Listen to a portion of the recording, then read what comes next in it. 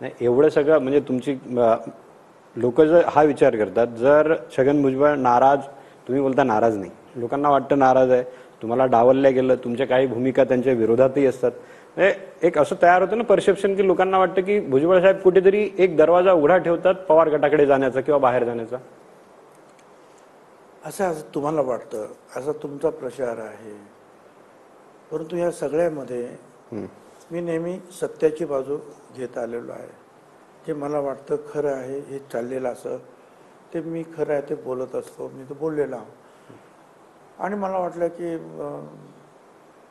मला या प्रश्नाचं उत्तर अवघड आहे, काय मनाच्या विरुद्ध तुम्ही सांगतोच होता की बाबा या प्रश्नाचं मला उत्तर नाही द्यायचं आहे. कधी तर हे असं काहीही नाही. ना माझी खिडकी उघडी आहे, ना माझा दरवाजा उघडा आहे, ना कोणी माझ्यासाठी काय रेड कार्पेट टाकलेलं आहे, काही नाही. भुजबळ साहेब पवारांबरोबर आपल्याला वस्तुस्थिती काय आहे हे लक्षात घेऊन पुढची पावलं टाकायची.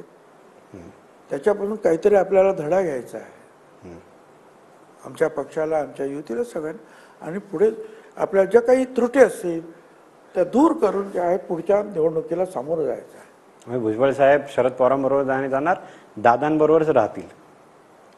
मी आहे त्या पक्षात, युतीबरोबर राहणार.